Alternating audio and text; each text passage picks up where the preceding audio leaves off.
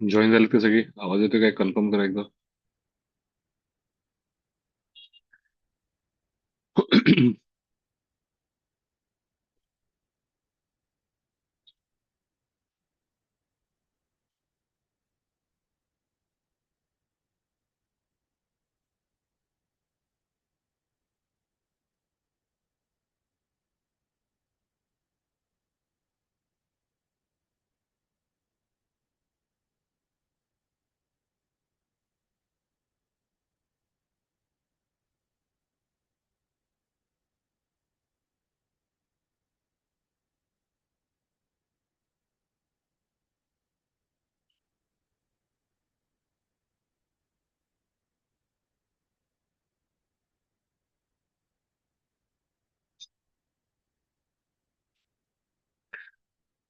झाले का जॉईन सगळेजण?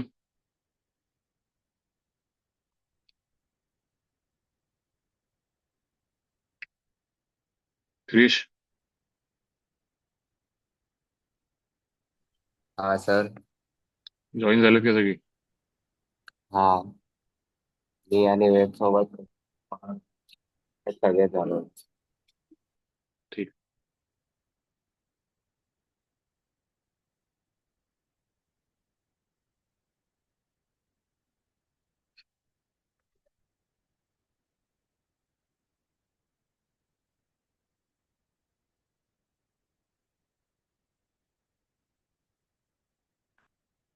प्रश्न वाच प्रणव, 3 नंबरचा.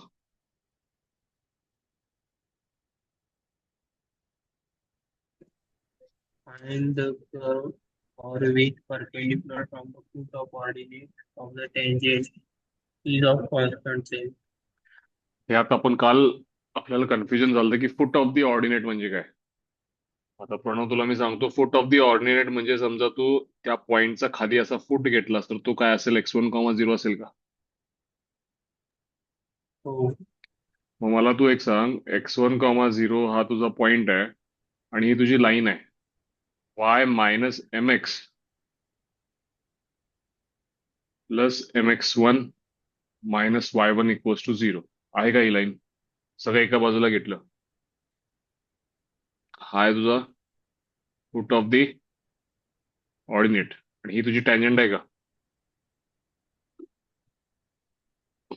हो. कशी काढली टँजंट मी? एम म्हणजे काय रे या कर्वचं? डिवाय बाय एक्स ना. हो. मग मी कशी काढली ही line? Y minus y1 equal to m in bracket x minus x1. M म्हणजे माहित असू दे फक्त डिवाय बाय एक्स तुला. मला तू एक गोष्ट सांग, या पॉइंटचा या लाईन पासूनचा डिस्टन्स कसा काढशील? तो कॉन्स्टंट आहे त्यांनी सांगितलंय, त्याला आपण इक्वल टू के म्हणू. पण हा डिस्टन्स काढशील कसा?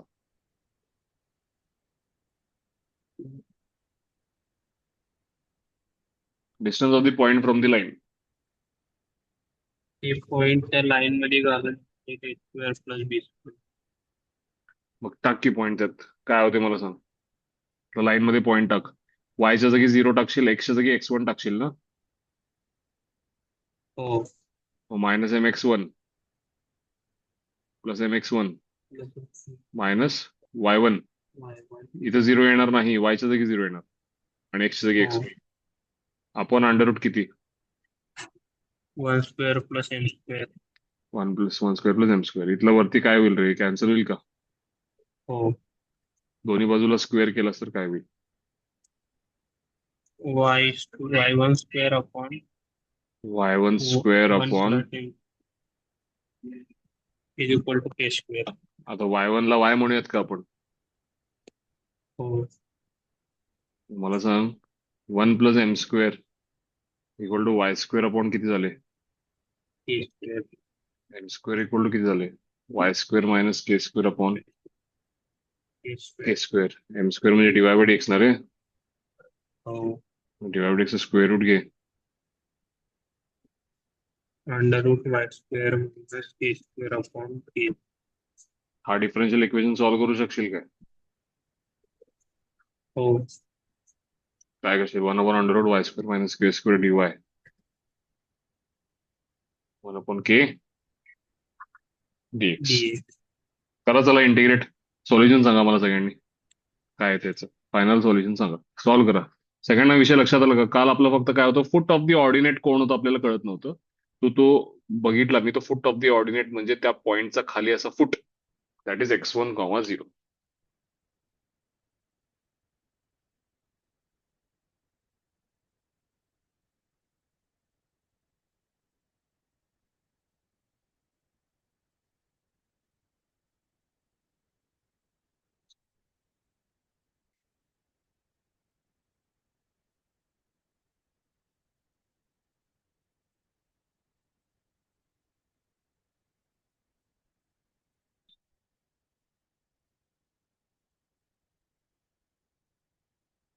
डिग्रेड करा, सॉल्युशन सांगा मला.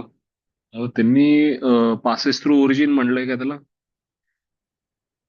नाही म्हणलं ना. म्हणजे काय कॉन्स्टंट, दोन अननोन्स दिसले पाहिजेत मला आन्सर मध्ये. एक आपला के आणि दुसरा एक सी.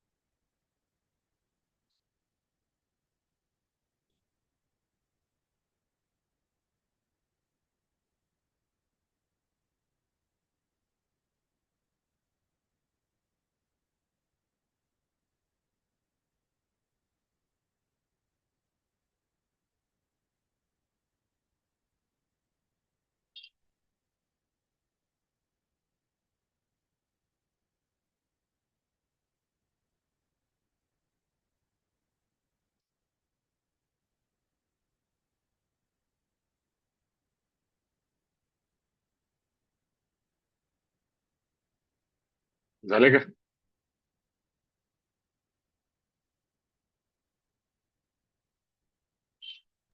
सगळं हो, सॉल्व झालंय सर. सगळं लक्षात आलंय का बघा सगळ्यांना? एकच कालचं कन्फ्युजन होतं की foot of the ordinate code असेल. कारण distance of the point from the line equal to constant, ही काय एवढी अवघड कंडिशन नाहीये. आणि लाईन म्हणजे ती टँजंट आहे, सो टँजंटचा इक्वेशन पण आपल्याला काढायला हवं. वाय पॉईंट माहिती आहे आपल्याला, any point on the curve आहे. आणि स्लोप ऑफ टँजंट म्हणजे dy बाय dx असतं. सो सध्या त्याला एम म्हणलं. यांच्यातला डिस्टन्स म्हणजे तो पॉईंट कळत नव्हता आपला, ordinate distance of the foot of the ordinate. So आता यापुढे लक्षात ठेवा, फुट ऑफ दी ऑर्डिनेट म्हणजे x, 0 म्हणून घ्यायचं आहे. क्लिअर झाला असेल तर पुढे जाऊयात आपण.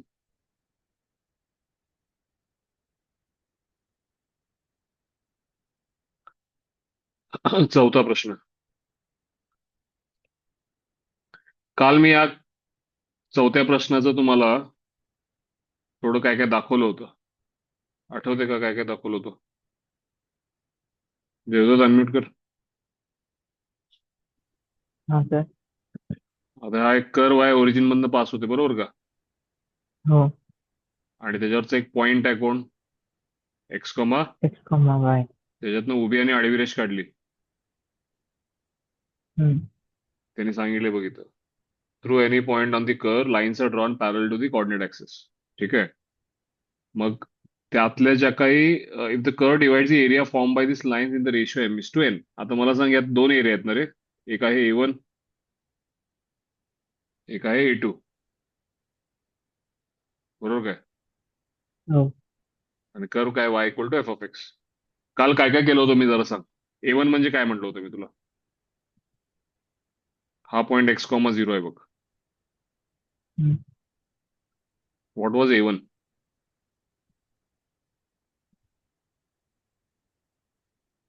A1 एरिया कशी काढणार सांग की मला.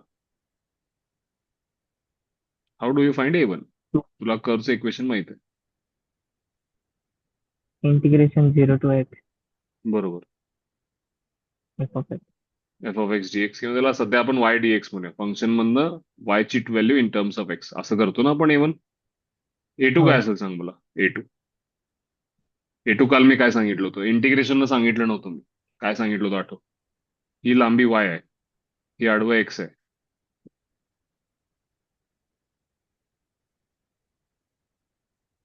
रेक्टँगलची एरिया XY झाली काय? हो.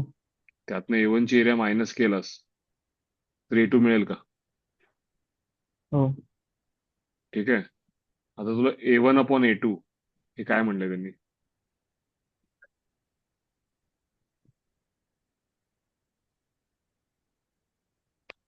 Ratio of the area is what? M:2. m n. आणि इकडं बघ, हा तुझा A1 आहे ना रे. हम्म. A1 प्लस A2 किती काल लिहिलं होतं आपण? X into y Y. y. मला एक सांग, इथं मी ह्याचा रेसिप्रोकल केला समजा A2 अपॉन A1 तर किती होईल? n upon m. मग इथं मी वरती A1 plus A2 upon A1 equal to M plus N upon N म्हटलं चालतंय का कंपोनंट केला? हम्म. A1 प्लस A2 किती असतं? x y अपॉन किती? a1 A1. मला इंटिग्रेशन A1 ची व्हॅल्यू सांग. 0 to x n x y m नाही plus n. यातनं NXY हा. अपॉन किती? m N plus n. Plus N. आणि तुझा A1 किती आहे तो पण सांग. चल A1 खोडतो मी इथं. किती होतं A1 आपला 0 to काढलायस तू? integration y dx 0 to x limit from 0 to x. 0 to X. आता मला सांग, तुला कर्व काढायचा आहे बरोबर? हम्म. मग तुला कर्व म्हणजे एफ ऑफ एक्स म्हणजे y ची व्हॅल्यू काढायची. तुला कर्व फाइंड करायचं तर तू आता इथं दोन्ही बाजूला डेरिव्हेटिव्ह काढू शकतोस का हो. With respect to X? Left साइडला तुला कुठला रूल वापरावा लागेल डेरिव्हेटिव्ह काढायला? मल्टिप्लिकेशन.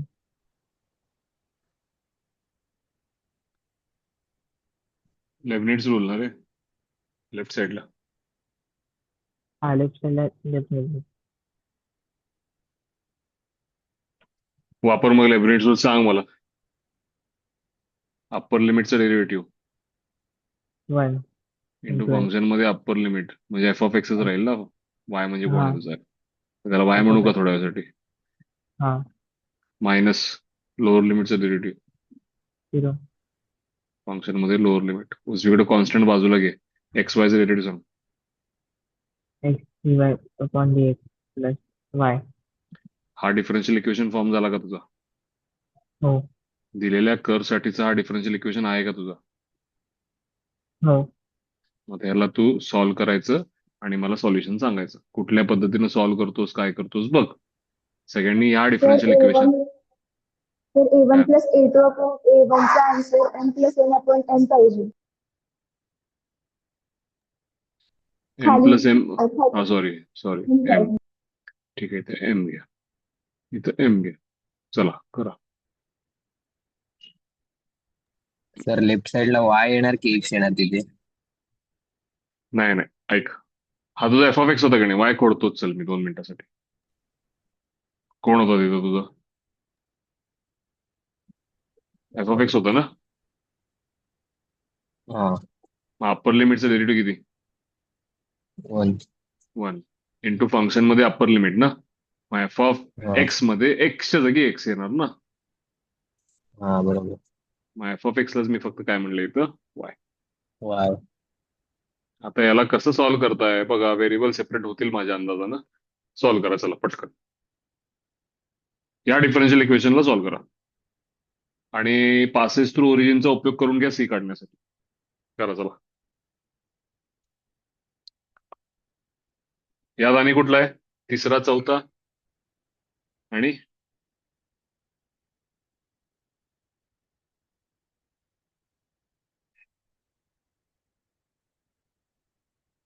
क्रिश सांग रे जरा. पाचवा आणि सातवा. पाचवा आणि सहावा. ठीक आहे, सॉल्व्ह करा हे. सांगतो मी.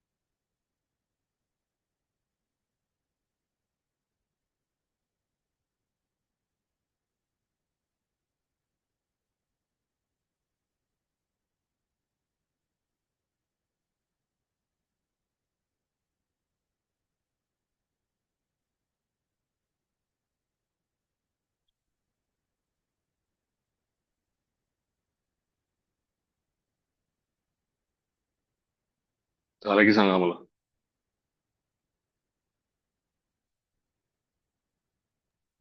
झालं. व्हेरिएबल सेपरेट होतोय ना?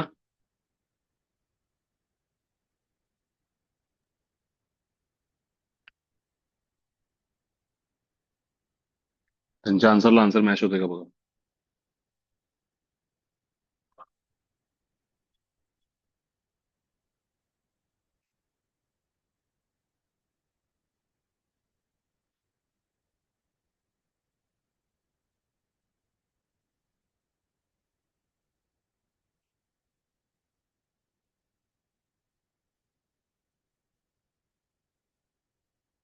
असं येते काय शेवटी? वायची टर्म तिथं पाठवल्यावर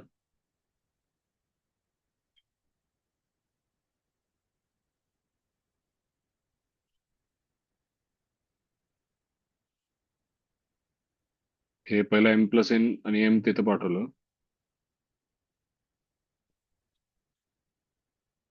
मला वाटतं खाली फक्त एम येईल बहुत.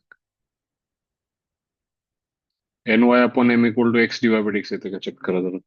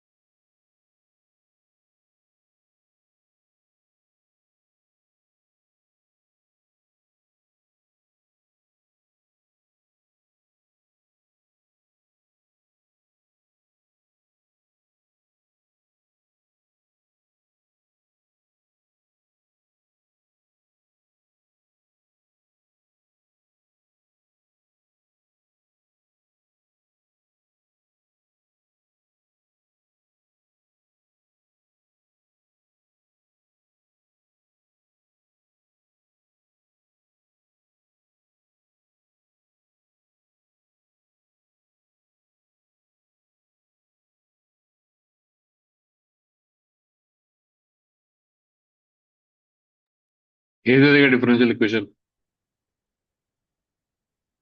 मग यातनं मला असं दिसतंय n by x d x आणि m by y d y असं काय होतंय का बघा.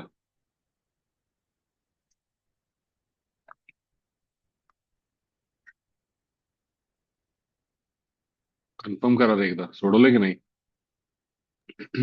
तर y is equal to X raise to N by M C येते आन्सर. हा ठीक आहे ना, पण हा इक्वेशन असा आलाय ना, ह्याच्या पुढे सॉल्व्ह केला असेल तुम्ही. हो पण आन्सर मध्ये X raise to M by M दिलंय. असू दे की, आता तुझं नाही नसलं तरी इथं काय होईल, M log Y equal to N log X plus log C ना. असंही होऊ शकतं किंवा तुला एम जर एन बाय एन त्याला पाहिजे असेल तर तू एम तिथं पाठवून करशील ना, log Y equal to M ने डिवाइड कर सगळ्यांना, log Y equal to N by M log X plus one by M log C, तो कॉन्स्टंटच असेल ना एक, तो काय प्रॉब्लेम नाही आहे. एक्स वर पाठवून ते करू शकतो. पण हा इक्वेशन असा आलाय ना सगळ्यांचा. फायनल आन्सर बघू नका, तो काय वर खाली कोणाचा एम एन इकडे तिकडे होईल, एक्झॅक्ट मॅच होणार नाही ज्याने जसं ठेवलाय तसं. डिफरन्शियल इक्वेशन बरोबर आलाय का बघा.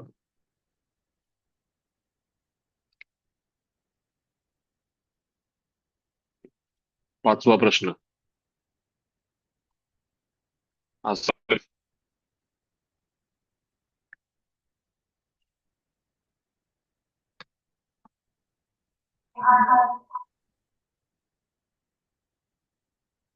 आवाज घुमतोय तुझा, दुसऱ्या कोणाचा तरी माईक घेऊन वाच.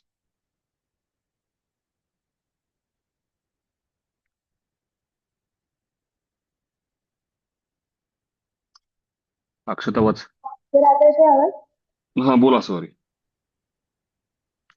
हा सर. कितवा क्वेश्चन आहे सर? पाचवा. A normal is drawn at a point P of x, y of a curve. It meets the x-axis at Q. If PQ has constant length k, then show that the differential equation describing such curve is y dy by dx equals to plus minus under root k square minus y square. Find the equation of such a curve passing through 0, k. आता हे काय करायचं सांगतो, माझ्याबरोबर तुम्ही जेव्हा प्रश्न वाचत असताय तेव्हा तुम्ही प्रत्येक पार्ट वाचल्यानंतर त्याला इंटरप्रेट करणं गरजेचं आहे, रादर दॅन पूर्ण क्वेश्चन वाचणं. ठीक आहे. आता तू जेव्हा असतेस की normal is drawn at a point x Y of a curve, it meats the x axis at Q, इथं मी थांबून पहिला ही फिगर काढणार आहे. हे एक्झाम मध्ये फॉलो करायचं सगळ्यांनी, पूर्ण प्रश्न असं वाचायचं नाही. समजा मी वाचलं normal is drawn to the correct curve आहे, एक पॉईंट पी आहे एक्स कॉमा वाय, आणि त्याच्यातनं एक नॉर्मल काढली गेली आणि विथ मी एक्स एक्सिस एट क्यू. ठीक आहे. त्यानंतर त्यांनी काय म्हणलं, if P Q has length constant, distance P Q equal to काय लिहिलं पाहिजे असं इथं, के.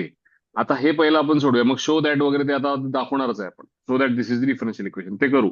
पहिला मला सांग या नॉर्मलचं इक्वेशन काय आहे. Point x one comma y one आहे असं म्हण. Y minus y1 equals to minus dx by dy. आता आपण त्याला एम म्हणूयात, नंतर चेंज करूयात. Y Y one is Y one equal to, Minus 1 by m in bracket x minus x1. ठीक आहे. क्यू कोण आहे या नॉर्मलचा? आता तुला X distance intercept. P Q काढायला क्यू चे कॉर्डिनेट्स नकोत का सांग मला? पी चे कॉर्डिनेट्स तुझ्याकडे हा. आहेत, मग क्यू चे कॉर्डिनेट्स काढले पाहिजेत आणि त्याचा डिस्टन्स इक्वल टू कॉन्स्टंट म्हणला पाहिजे. मग क्यू चे कॉर्डिनेट्स कसे काढणार? X intercept काढणार. मग कसं काढणार? Y equals to 0. वाय इथं झिरो टाकला समजा, तर मायनस मायनस प्लस होईल. M Y one plus X one होईल का, हा. एक्स ची व्हॅल्यू. मग क्यू चे कॉर्डिनेट्स काय झाले सांग मला? M Y one plus X one comma zero, बरोबर काय? हा. हे बघ, वायच्या जागी झिरो टाकलं, जी काही एक्स ची व्हॅल्यू जी काय मिळेल तो तुझा एक्स इंटरसेप्ट असेल की नाही. हा. हा कॉन्स्टंट आहे, हा पॉइंट आहे, हा स्लोप आहे, सगळं तिथं पाठवलं. एक्स इंटरसेप्ट किती मिळालं तुला? my1 plus x1 comma 0. आणि पॉइंट पी काय आहे? X one comma, x1 comma y1. यांच्यातला डिस्टन्स इक्वल टू कॉन्स्टंट ना. सांग हा. बघू यांचा डिस्टन्स आता. x1 under M what? M Y one चा y1 plus स्क्वेअर हा plus y1 plus square equal to किती? constant. दोन्हीकडे स्क्वेअर करूया का? हा आणि y1च्या जागी आता y म्हणजे म्हणूयात का? आता लोकस फॉर्म झालाय तुझा. लोकस फॉर्म मध्ये हा झाल्यावर आपण y नाही म्हण y1 नाही म्हणणार, त्याला y म्हणणार. मग काय होईल सांग मला? M m square by Y square square plus y square equals to k square. Y square in m bracket square y square in bracket m square plus 1 equals to k square. M square plus one equal to K square upon Y square होईल का? M square हाँ equal to किती झाले? K square minus Y एक square वर्ष upon मैंने y square M म्हणजे कोण? D Y by D X dx. Plus minus upon Y. हेच प्रूव्ह करायचं का बघ. हाँ डिफरन्शियल इक्वेशन अप्रूव्ह झाला का? हो पुढं काय? फाइंड द इक्वेशन ऑफ कर. आता हे दोन कर्व आहेत नाही, तर प्लस वाला पण आहे आणि मायनस वाला पण आहे. ठीक आहे. हाँ त्यातला कुठला तरी एक सोडवा. माझ्यासमोर एक नंतर सोडवा. प्लस वाला सोडवायचं. कसं सोडवणार ग? y ची पूर्ण टर्म डिवाइड सोबत y upon under root k हा square minus y square into dy equals to 3x. सोडवताय? सोडवा. सोडवल्यानंतर फाइंड द इक्वेशन ऑफ कर. Passes through zero comma K कशासाठी दिला असेल ग? c काढायसाठी. सी काढायसाठी. काढा मग. चला. काय काय केलं प्रश्न लक्षात आलाय ना सगळ्यांना? काढायला घ्या.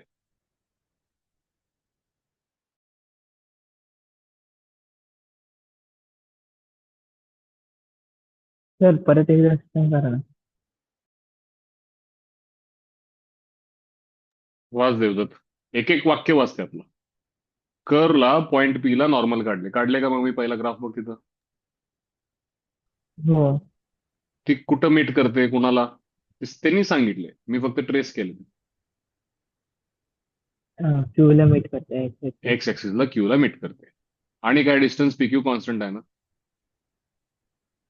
हो मग डिस्टन्स पी क्यू काढायला तुला कोणाकोणाचे कॉर्डिनेट्स पाहिजेत? पीचे पाहिजेत आणि क्यू चे. पीचे तुला माहित आहे, ते तू लेट केलंयस. x1 comma y1. हो क्यू चे काढण्यासाठी हम्म. क्यू म्हणजे कोण आहे? नॉर्मलचा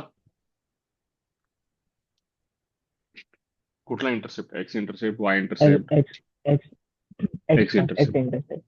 मग एखाद्या लाईनचा एक्स इंटरसेप्ट काढायला त्या लाईनचं इक्वेशन पाहिजे असतो का नसतो? हो मग ते नॉर्मलचं इक्वेशन पाहिजे तुला असतं. पाहिजे असेल, तर नॉर्मलचं इक्वेशन पाहिजे असायला तुला नॉर्मलवरचा कोणीतरी पॉईंट पाहिजे आणि नॉर्मलचा स्लोप पाहिजे. हम्म. नॉर्मलवरचा पॉईंट तुला माहित आहे, x1 कॉमा y1, तर त्या पॉईंटला नॉर्मल बाय काढले. बाय. नॉर्मलचा जो स्लोप हम्म. काढायचा तुला, तो नॉर्मलचा स्लोप म्हणजे टँजंटच्या स्लोपचा निगेटिव्ह रेसिप्रोकल.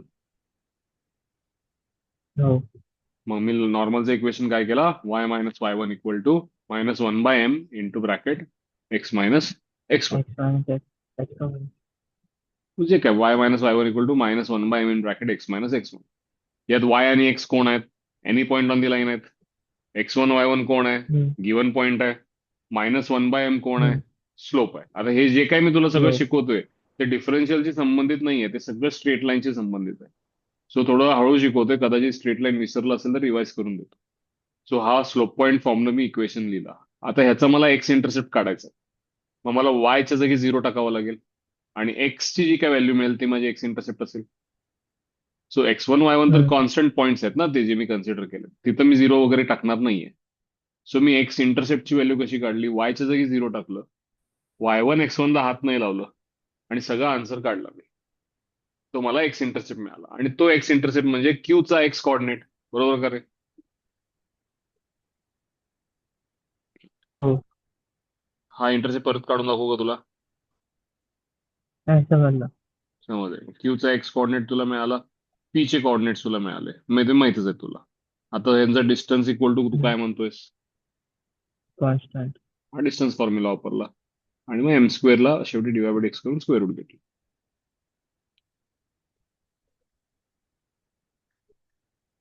बोल कुठं अडलं? आता ह्याच्या पुढे काय करणार आहे ते तुला माहिती आहे. इथं डिफरन्शियल इक्वेशन सुरू झालं. इथपर्यंत सगळी जी आहे ती कॉर्डिनेट जॉमेट्रीचा स्ट्रेट लाईन मधला पार्ट आहे.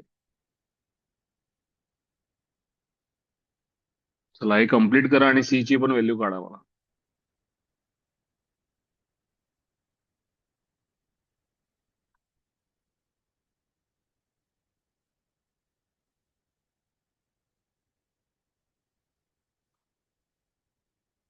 एक एक वाक्य जर तुम्ही इंटरप्रेट केला ना, पूर्ण प्रश्न एका वेळेला न टॅकल करता, तर हे प्रश्न सगळे सुटतील. आता 7वा प्रश्न पण तुम्हीच बघा कसं सोडवाल. सोपं आहे. हे कम्प्लीट करा पहिला, आन्सर सांगा, मग पुढे जाईल. C equals to 0 येतं आणि कर्वचं equation x square plus y square equals to k square. ठीक आहे, सगळ्यांचं येऊ दे एकदा, मग पुढे जाऊ.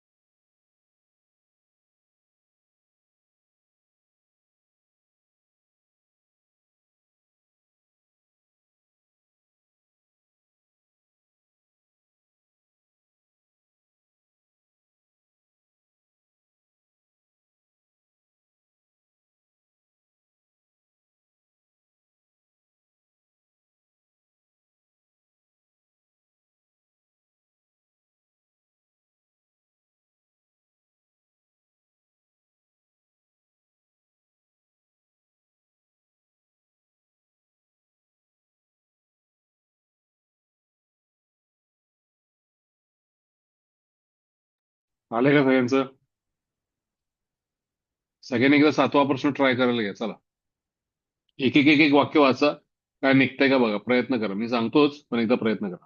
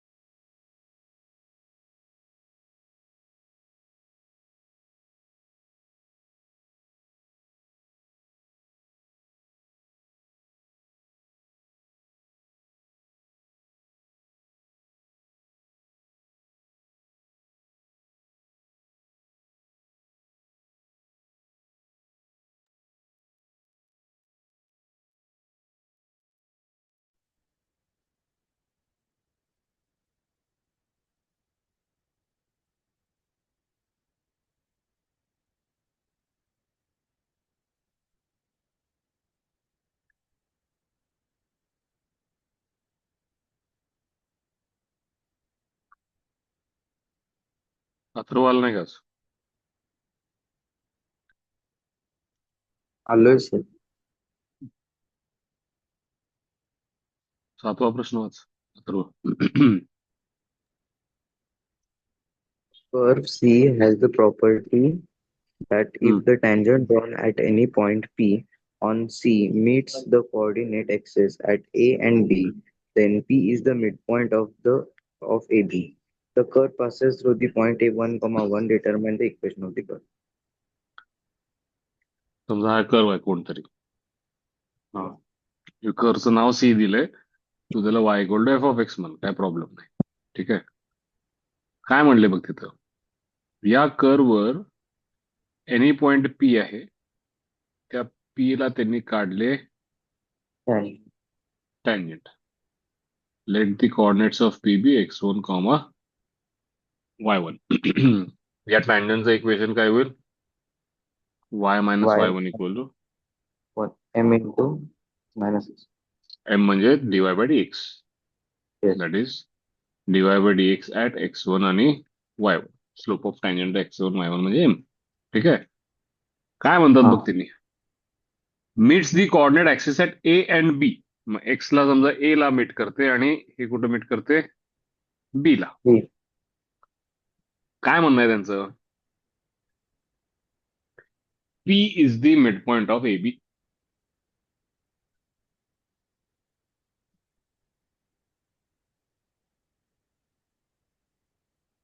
ही काय आहे हा?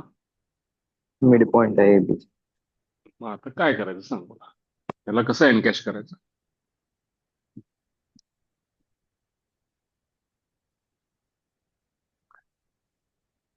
ए चे कोऑर्डिनेट्स काय होतील सांग मला?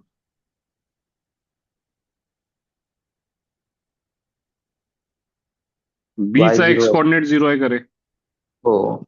ए चा एक्स कोऑर्डिनेट 2x1 व्हायला पाहिजे. का सांग बघू? मिड पॉईंट कसं काढतोय? एडिशन अपॉन 2 ना. एडिशन अपॉन 2 चं उत्तर x1 आलं पाहिजे. सो ए चे कोऑर्डिनेट्स काय होईल? 2x बरोबर आहे का? आणि 2x1, 0 0. आणि 0, 2 2x y1. बरोबर का? हो. मग AB चा जो स्लोप असेल,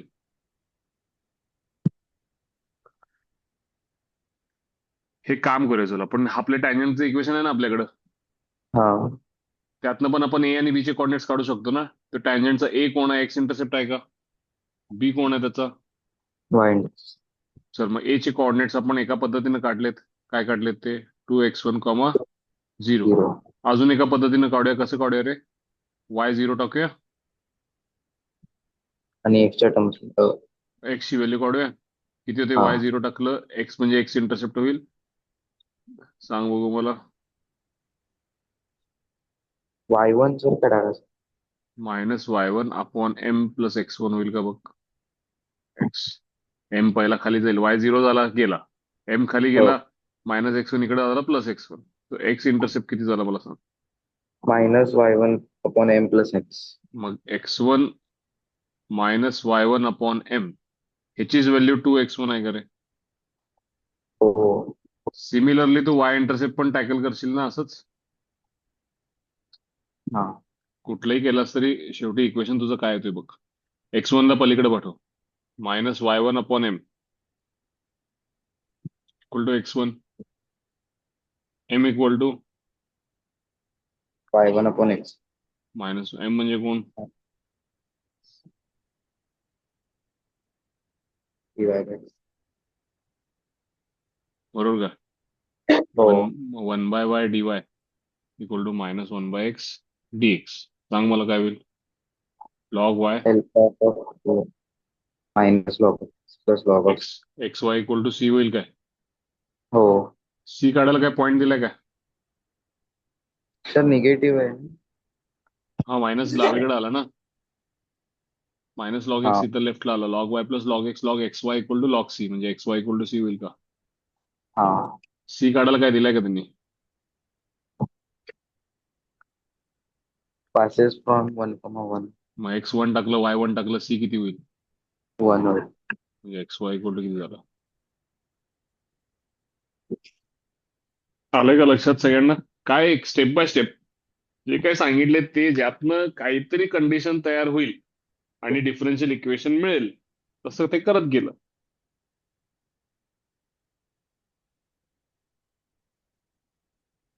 काय डाऊट आहे का बघा? कम्प्लीट करून घ्या चला पटकन हा क्वेश्चन, पटकन कम्प्लीट करून घ्या.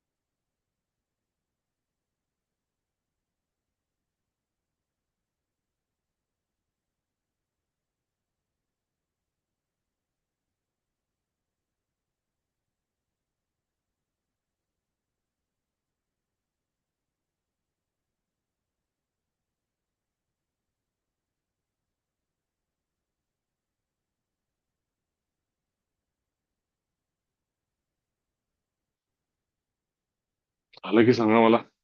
काय डाऊट आहे का बघा या सगळ्यामध्ये?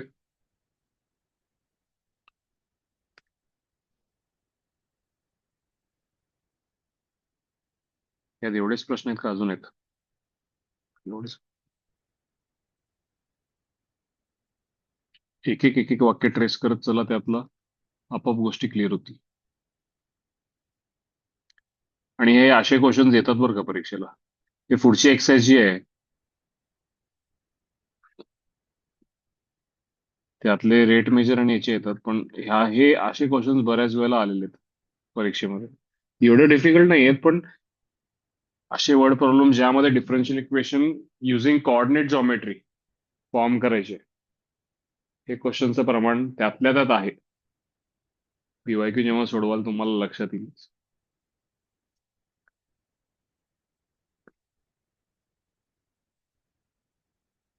झालं की सांगा मला, जाऊयात पुढे.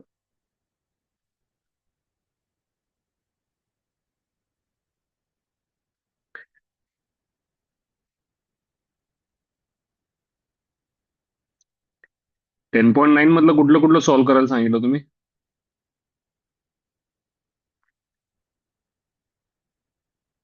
हा वाला करायचा होता. हा नाही, हा करायचा होता. हा करायचा होता. 3 करायचे होते. तिन्ही सुटलेत का, आलं नाही का, काय आलं काय, जरा सांगा मला. क्रिश, बोल.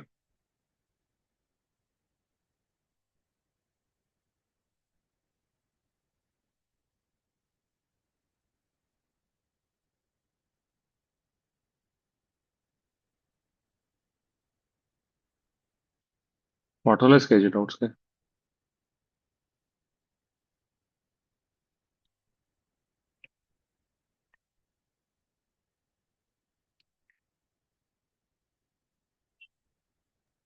तर काही काही लोकांचे सुटलेत तिघ, काही काहींचा एखाद दुसरा डाऊट आहे. आता एखाद दुसरा 3 आहेत, त्यातले तिन्ही घेऊयात का मग? हा.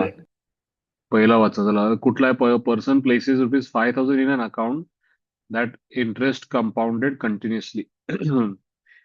ठीक आहे. इंटरेस्ट कंपाऊंडेड कंटिन्युअसली याचा अर्थ व्याजावर परत व्याज होणार जर तुम्ही व्याज काढून घेतलं नाही तर. म्हणजे एका वर्षानंतर जेवढे पैसे होतात त्याच्यावर, आणि ते नवीन अमाऊंट तुमची, नवीन प्रिन्सिपल अमाऊंट तुमची काय कन्सिडर केली जाईल दुसऱ्या वर्षासाठी. पहिल्या वर्षाच्या एंडला समजा 5,000चे 6,000 झाले, तर पुढच्या वर्षीचा व्याज हा 6,000वर बसेल. त्यालाच कंपाऊंडिंग म्हणतो आपण. आता assuming no additional deposits or withdrawals. ठीक आहे. आणि काय मधनं त्यांनी पैसे घातलेले किंवा काढलेले नाहीयेत, एवढे पैसे पहिला पुट केलेत. How much will be in the account after 7 years if the interest rate is constant 8.5% for the first 4 years and the constant 9.25% for the first 3 years?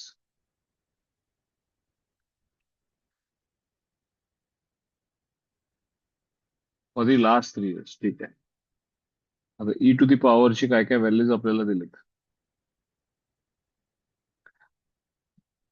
8.5% आहे पहिल्या 4 वर्षासाठी.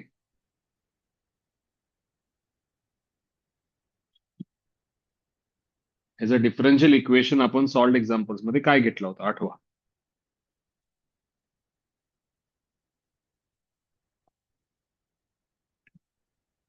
असा क्वेश्चन केला होता आपण, ज्याने कोणी सोडवलंय त्यांनी सांगा डिफरन्शियल इक्वेशन काय घेतलं होतं. ह्याचं जर मी कॅल्क्युलेटरवर डायरेक्ट आन्सर काढायचं म्हटलं तर ते पण तुम्हाला मी सांगतो, फक्त माहितीसाठी असू दे. 5,000 रुपये आहेत, बरोबर. 8.5% किती वर्षासाठी आहे? पर फर्स्ट 4 इयर्स ना. मग ह्याचं होईल 1.085. 1.085. 8.5 म्हणजे 8.5/100. ठीक आहे ना. इट विल बी 0.085 आणि 1 म्हणजे तुमची प्रिन्सिपल अमाऊंट. अशी किती वर्षासाठी आहे? 4 वर्षासाठी आहे. आणि त्यानंतर 9.25, 1.0925/3. हा तुमचा खरं एका स्टेपमध्ये जर कॅल्क्युलेटर असता तर हा आन्सर असा निघाला असता. पण आता आपण त्याला त्या दिवशी असं सॉल्व्ह करायला गेलो, पण ते कॅल्क्युलेशन मध्ये आपल्याला लॉगबुक लागणार होतं असं दिसतंय. कारण हे सुद्धा सॉल्व्ह करायला लॉगबुक लागेल तुम्हाला. सो हे आपण प्रिफर नाही करत. 1 इज द प्रिन्सिपल अमाऊंट आणि वरचा आहे तो व्याज आहे. आणि रेस टू 4 का? कारण पहिल्या वर्षी जेवढे झाले इंटू त्याच अमाऊंटवर दुसऱ्या वर्षी होतात, इंटू त्या नवीन अमाऊंटवर तिसऱ्या वर्षी होतात. सो ते ते मल्टिप्लाय होत जातात. दरवर्षी इंटरेस्ट सेम नसणार आहे. प्रिन्सिपलवरचा इंटरेस्ट वाढत जाणार आहे आणि नवीन इंटरेस्ट हे मागच्या वर्षीच्या एंडला जेवढे पैसे झालेत त्याच्यावर हा नवीन व्याज बसणार आहे. सो हा फायनल डायरेक्ट आन्सर असू शकतो. सो तो एक पार्ट आहे. पण आपण ह्याला डिफरन्शियल इक्वेशन घेऊन सॉल्व्ह केलं होतं. एक क्वेश्चन केला होता बघा इथं तुमच्याकडे, इथं डिफरन्शियल इक्वेशन त्याचा तिने दिलाय. पहिलाच प्रश्न होता मला वाटतं, हा वाला. Rate of change of balance change काय आहे at any time, dn bye dt equal to kn म्हणले का? म्हणजे पॉप्युलेशन सारखं ह्याचं सुद्धा काय आहे, rate of change of rate of increase of amount is proportional to the amount present at that time. तुम्ही किती ठेवलेत त्याच्यावर त्याचा रेट ठरणार. जर तुम्ही 5,000 ठेवले तर तुमचा जो रेट आहे तो 5,000 वर ठरणार. तुम्ही 1,00,000 रुपये ठेवले तर त्या हिशोबाने होणार. तो यांनी डिफरन्शियल इक्वेशन जो यूज केलाय ह्याचा, जो पॉप्युलेशनचा यूज करतात तसंच यूज केलाय. काय यूज केलाय त्यांनी, dn bye dt is proportional to n, dn bye dt k into n. ह्याला आपण जर सॉल्व्ह केलं, n इक्वल्स टू, आपण जो इक्वेशन यूज केलाय तो a into e raise to k t असं केलंय ना. काय वापरलंय बघा आपण नोट्स मध्ये, पॉप्युलेशनच ह्याचा इक्वेशन याला फॉलो केला जाईल पैशाच्या बाबतीत. काय वापरलंय बघा स्टँडर्ड इक्वेशन,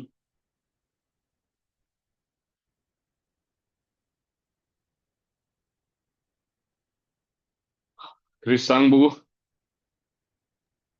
ई रेस अच्छा, two plus, n is equals to a e raised to kt. आता प्लस केव्हा आणि मायनस केव्हा, e raise to plus k t केव्हा आणि हा, मायनस केटी केव्हा. इन्क्रीज होत असेल तेव्हा प्लस केटी, डिक्रीज होत असेल तेव्हा असेल तेव्हा मायनस मायनस केटी. केटी. ठीक आहे ना. आता तू मला सांग, तुझं इनिशियली तुझ्याकडे पैसे किती आहेत, 5,000 आहेत ना. हो मग टी इक्वल टू 0 ला एन इक्वल टू 5,000 एक कंडिशन आहे का ही. हो. आता तुला काय पाहिजे, you want to find how much will be in the account after 7 years.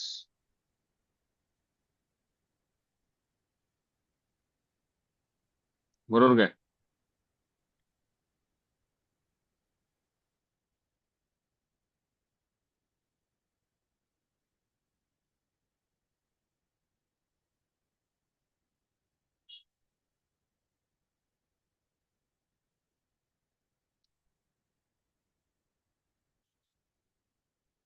Interest rate त्यांनी दिलाय पहिल्या 4 वर्षासाठी.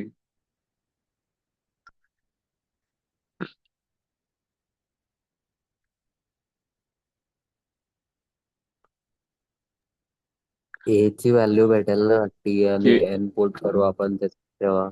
ए तर मिळणार तुला. किती मिळतोय बघ, हा, 5,000 येतं. म्हणजे एन इक्वल टू तुझं इक्वेशन अपडेट झाला 5,000 हम्म. इंटू ई रेस टू किती. हा, मला काय म्हणायचंय, के पण दिल्यासारखंच झालं ना त्यांनी. कारण आपण काय म्हणलं initially, rate of change of money is proportional to amount present at that time. बरोबर का. तो प्रोपोर्शनॅलिटी हा, कॉन्स्टंट जो आहे के, तो त्यांनी कॉन्स्टंट म्हणलाय ना, तो जो काय आहे तो ऍट अ हा, कॉन्स्टंट रेट. आणि तो किती आहे, 8 5.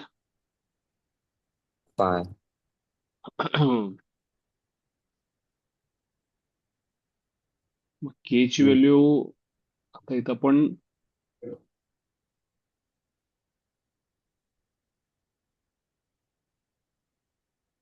8.5 आपण 100 घेतली पाहिजे बहुतेक.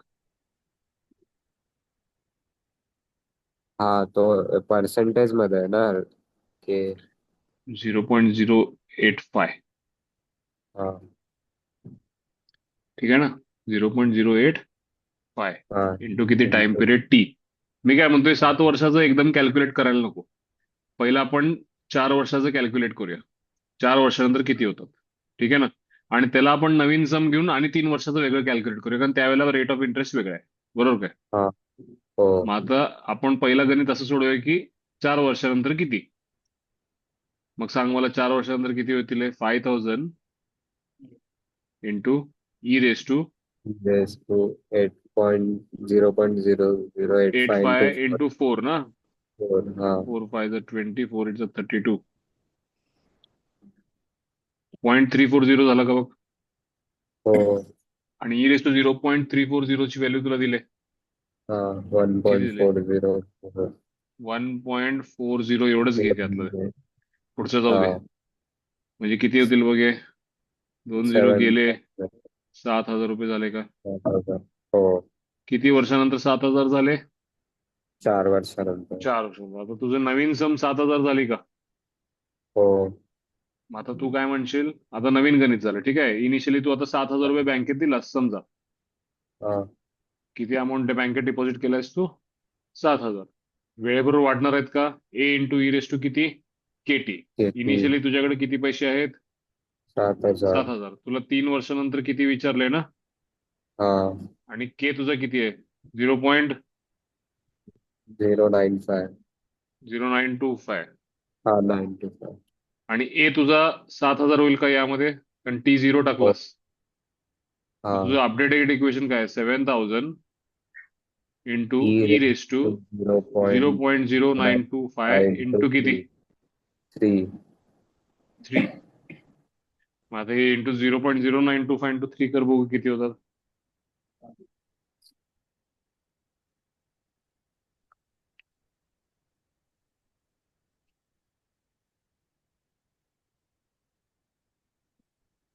वन 7 पॉईंट 7 राहतात.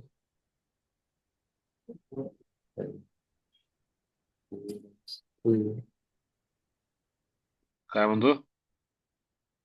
नाही नाही काय नाही. ठीक आहे.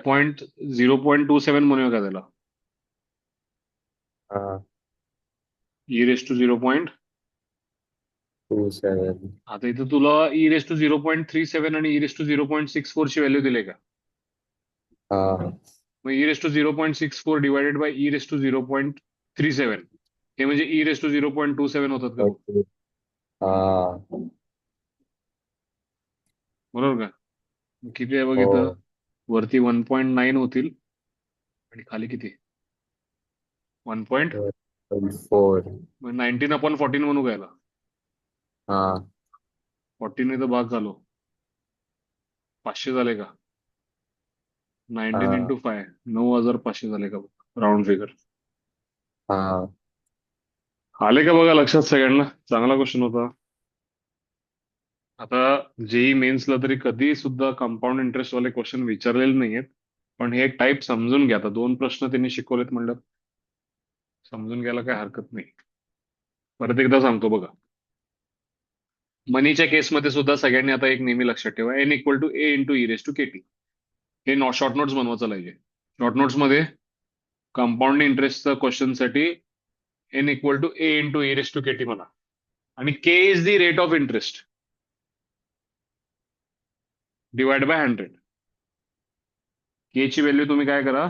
फक्त रेट ऑफ इंटरेस्ट म्हटलं की तुम्हाला तो आकडा लिहावा लागेल. पण रेट ऑफ इंटरेस्ट आणि ब्रॅकेटमध्ये डिवाइड बाय 100 म्हणा. म्हणजे एक अननोनची काळजी ऑलरेडी घेतली जाते. जो काही रेट ऑफ इंटरेस्ट आहे त्या क्वेश्चन मध्ये तोच म्हणजे आपला के.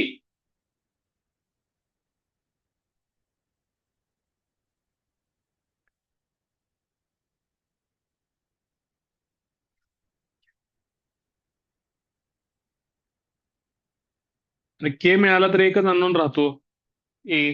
तो पण इनिशियली जो काही आहे टी इक्वल टू 0ला तो तुमचा ए झाला. तो तिथं शॉर्ट नोट्स मध्ये म्हणायचं. मनीसाठी आपण काय यूज करणार. N into n n equals to a into e raise to k t. A equal to the initial amount deposited आणि k is the rate of interest. एवढं लिहा. म्हणजे क्वेश्चन कधी पण काय आलं तर सॉल्व्ह करता येईल. आणि त्या दोन व्हॅल्यू तिथं भरून टाकले तर अननोन संपलेच तुमचे त्या इक्वेशन मधले. म्हणजे काय प्रॉब्लेम येणार नाही. काय लिहिणार शॉर्ट नोट्स मध्ये. कंपाऊंड इंटरेस्ट वाल्या क्वेश्चन साठी कंपाऊंड CI म्हणत येतं. सिम्पल इंटरेस्टला हे चालणार नाहीये, फक्त कंपाऊंडला. n equal to a into e raised to kt will be the equation referred. A equal to the initial amount deposited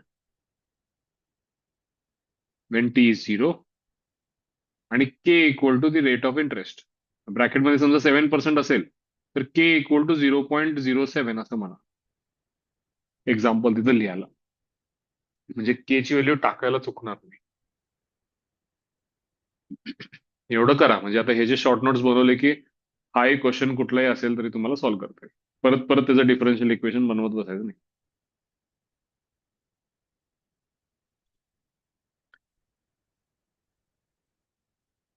so हे पॉप्युलेशन सारखंच असणार आहे, फक्त यातला के हा विषय निराळा आहे, बाकी सगळं सेम. के म्हणजे रेट ऑफ इंटरेस्ट. एक्झाम्पलला if rate of interest equal to 7%, k equals to 0.07. झाले का लिहून सगळ्यांचं?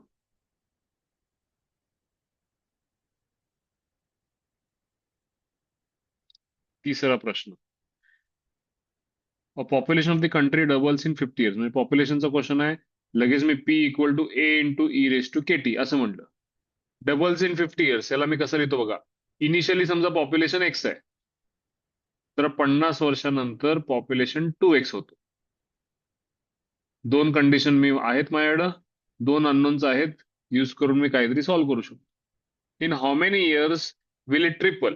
सो किती वेळानंतर population will be 3 times.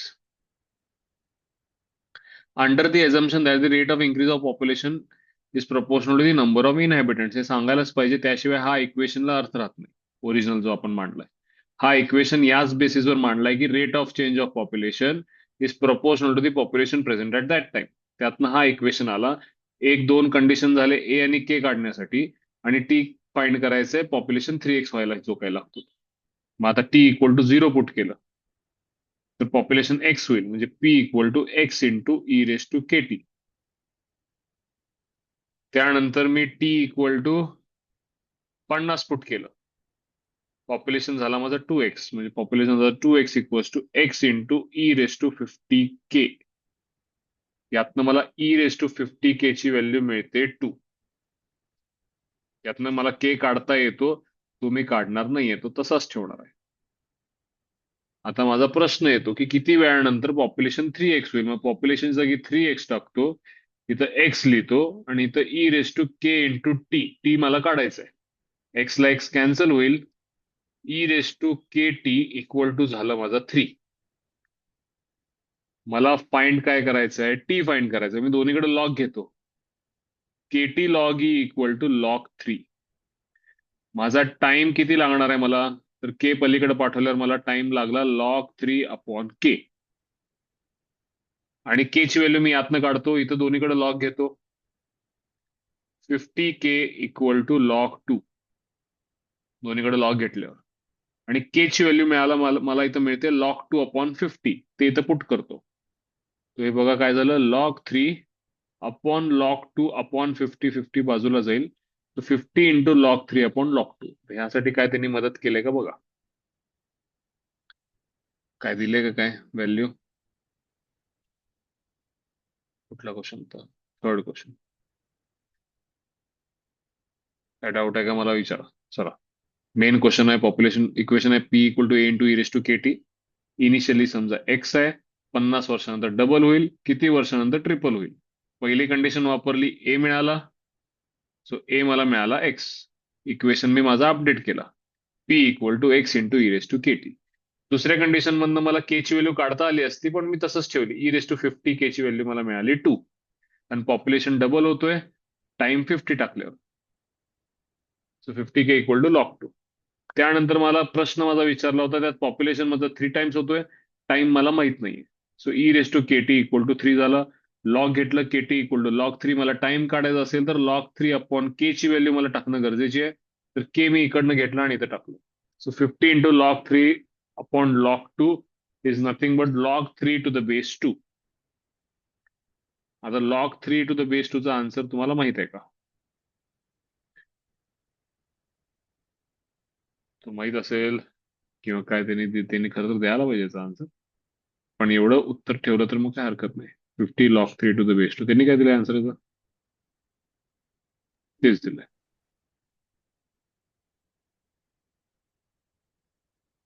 Standard question आहे. हा क्वेश्चन डिफिकल्ट म्हणणार नाही मी, कारण हे स्टेट बोर्ड मध्ये पुस्तकात ह्याच्यापेक्षा अवघड प्रश्न आहे पॉप्युलेशन वरचे.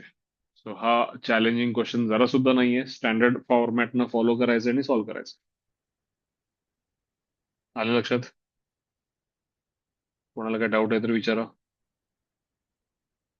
2 कंडिशन ए आणि के काढण्यासाठी तिसरी कंडिशन मध्ये प्रश्न. 2 कंडिशन का? कारण 2 अननोन्स आहेत.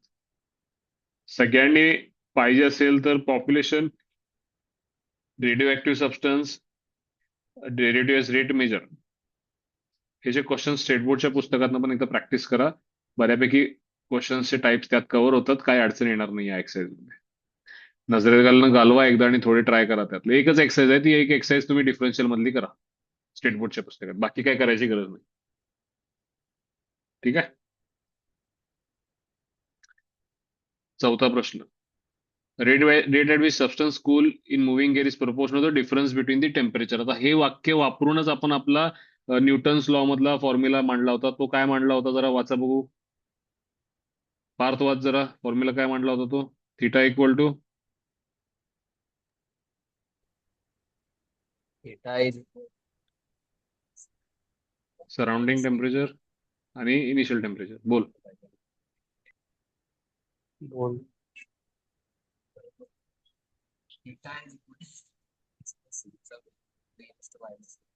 थिटा एस प्लस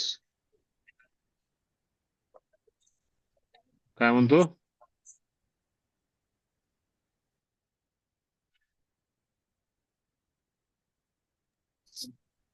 असंच होतं काय?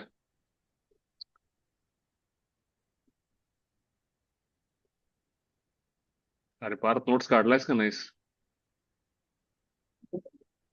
न्यूटन्स लॉचा फॉर्म्युला बाकी काय लिहिलंय आपण?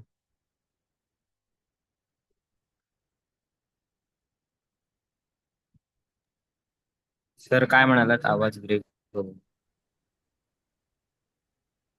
अरे मला फॉर्म्युला सांग न्यूटन लॉचा. काय मांडलायस तू?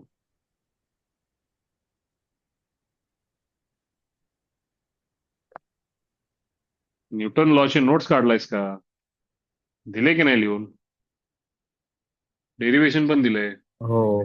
मग सांग की मला फॉर्म्युला.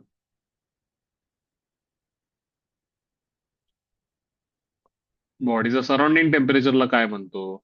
इनिशियल टेम्परेचरला काय नाव दिले? नावं तरी सांग मला, काय पुट करायचंय ते. म्हणजे तुमच्या नोट्सला रिलेट होईल. मला जे माहित आहे ते इनिशियल टेम्परेचरला मला सवय थिटा 1 म्हणायची आहे आणि सराउंडिंग टेम्परेचरला बहुतेक थिटा 0. पण तुम्हाला काय लिहून दिले जर सराउंडिंगला बघा. थिटा आहे. हा हा, सराउंडिंगला थिटा आहे आणि इनिशियलला थिटा 1 आणि थिटा म्हणजे एनी जनरल. थिटा म्हणजे एनी जनरल. मग आता मला सांगितलं तुला theta equal to theta surrounding plus theta 1 minus theta surrounding to e raise to minus k t. हा इक्वेशन आहे का नाही? वाच इथं.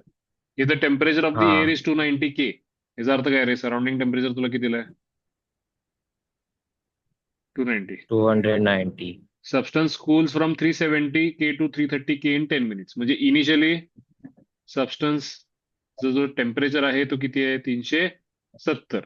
70. 10 मिनिटानंतर त्याचं किती आहे? 330. 330. बरोबर का? मग हो. इनिशियली जो आहे तो कंडिशन लिहायची गरज नाही, कारण इनिशियली जो आहे तो कंडिशन वापरूनच आपण हा इक्वेशन तयार केला. कारण यात एकच अननोन आहे. कोण आहे तो? के. मग इनिशियलची कंडिशन न वापरता आपण ह्याला थिटा 1 म्हणूया का रे? हा. थिटा 1 तुझा किती झाला? 370. आणि 70. सराउंडिंग टेम्परेचर किती झाला? 290 झाला का? तो इक्वेशन सांग मला काय हो. होईल? Theta equal to 290 plus plus plus नाही मायनस होईल. बोल. हा प्लस 290 मायनस मधनं कसं 370 minus 80. E raise to minus k t. आता टी इक्वल टू 10 टाकशील का? आपण आणि थिटा थिटा 1 किती मायनस टाकशील? थिटा एस करतो ना. ते काय म्हणतो? थिटा 1 मायनस थिटा एस करतो ना. हा, θ1 मायनस θs आहे ना, बघ की एकदा चेक कर, फॉर्म्युला चेक कर. θs मायनस मग ते θ1 आहे का θ1 प्लस येईल मग. प्लस 80. हा, बोल आता 10 मिनिटानंतर किती? 330. 330 इथे म्हणजे टाकले, इथं 10 टाकलास. 330 मध्ये 290 गेले, 40/80 80. Equal to e raise to minus 10K. हा. मग किती झाले? 1/2 झाले काय? असू हो. दे, असंच असू दे, याला काय करू नको. काय वापरण्यात येईल बघू. Wien will be the temperature 295 विचारलंय, मग थिटाच्या जागी काय टाकशील? 200 295. इक्वल टू 290 आता plus 80 into e raise plus. To minus KT. हा. किती वेळानंतर होणार विचारलंय ना, तो टाइम माहितच नाही तुला, टेम्परेचर माहित आहे. 290 इथे गेले, 5/80 होईल का? 5. हा. 1 ची म्हणजे 16. 1/16, 1/16 म्हणजे 1/2 रेस टू किती? 4 ना, 4. Equal to e raise to minus KT. आणि 1/2 हा. म्हणजे किती आहे तुझं? e−10k. इंटू हे 4 म्हणजे e raise to minus 40k. 40K equal to e raise to minus KT. T किती झाले? 40 मिनिट. आलं का लक्षात? कंडिशन वापरायचे, इक्वेशन तयार करून ठेवलेत सगळे, कंडिशन वापरा आणि सॉल्व्ह करा.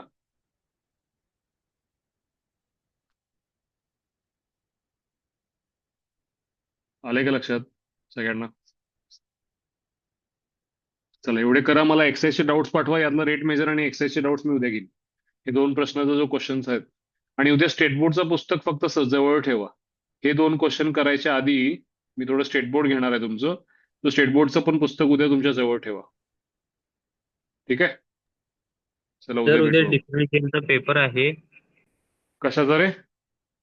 डिफरन्शियलचा? हो. नको, आपण पहिला डाऊट सगळे संपूयात.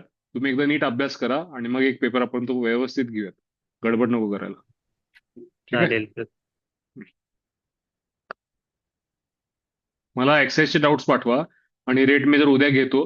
सो उद्या परवा अभ्यास करा, रविवारी आपण टेस्ट घेऊ, रविवारी किंवा सोमवारी.